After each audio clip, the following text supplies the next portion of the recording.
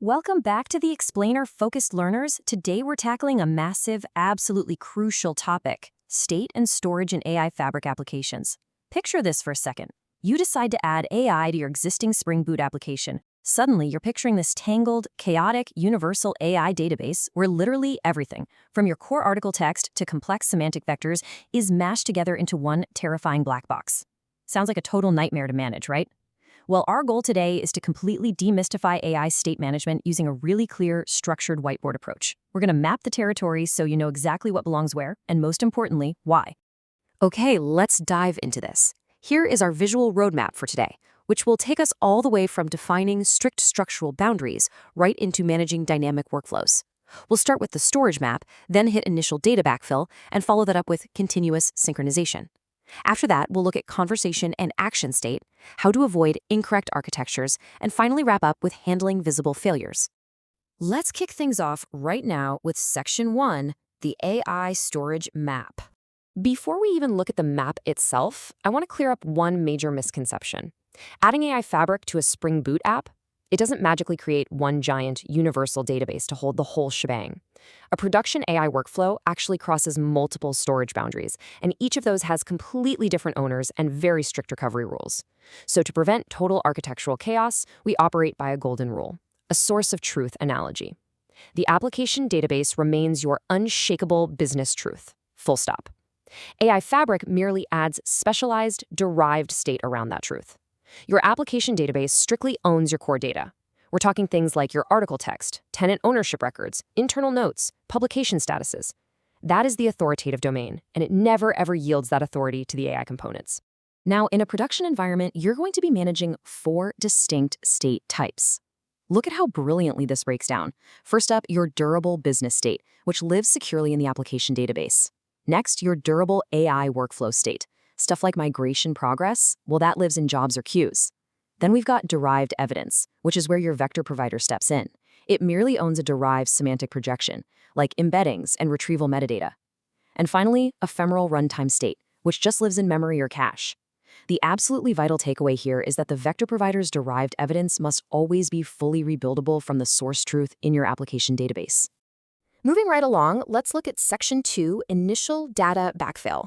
So you understand the map conceptually, but what actually happens when you introduce AI Fabric to an app that's already running? You've probably got thousands, maybe millions of existing rows of data. You can't just flip a switch. You need a highly structured way to handle that initial population.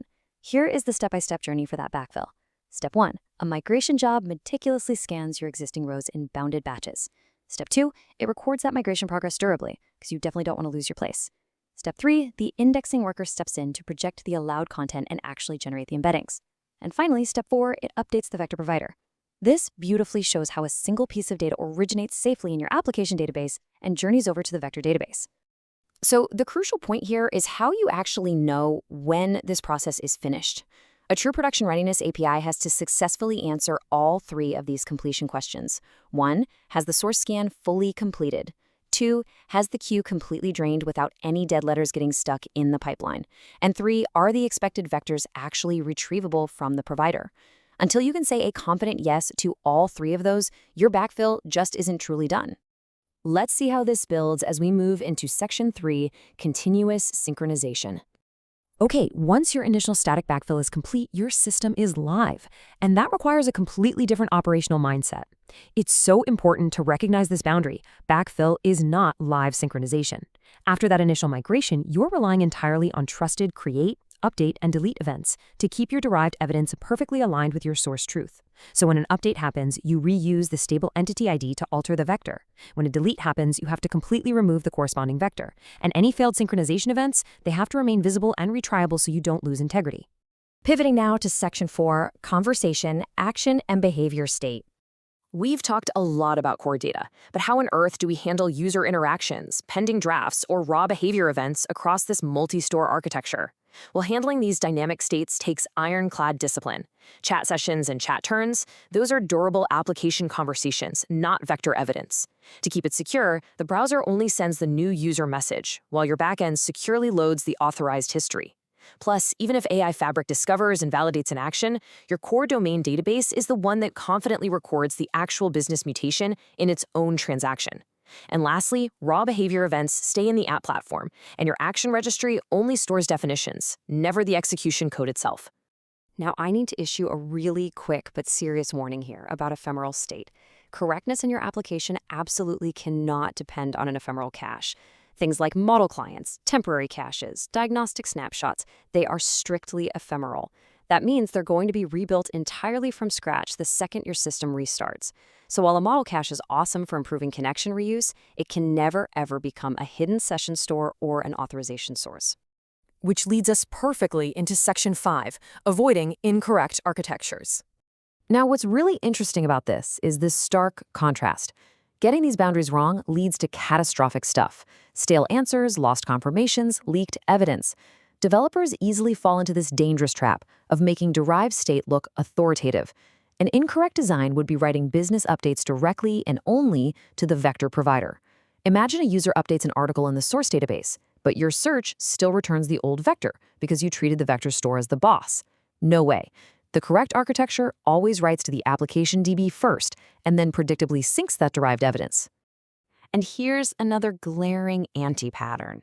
It is completely incorrect to call a migration job complete just because the source rows were scanned, especially if the indexing worker is stopped. That just creates a deeply false sense of readiness. The fully verified, correct architecture demands that you wait.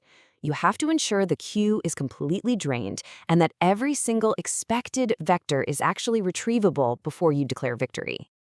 Finally, let's wrap up with Section 6, Visible Failures. We really need to frame visible failure not as a bug, but as an absolutely essential observable component of production-grade reliability.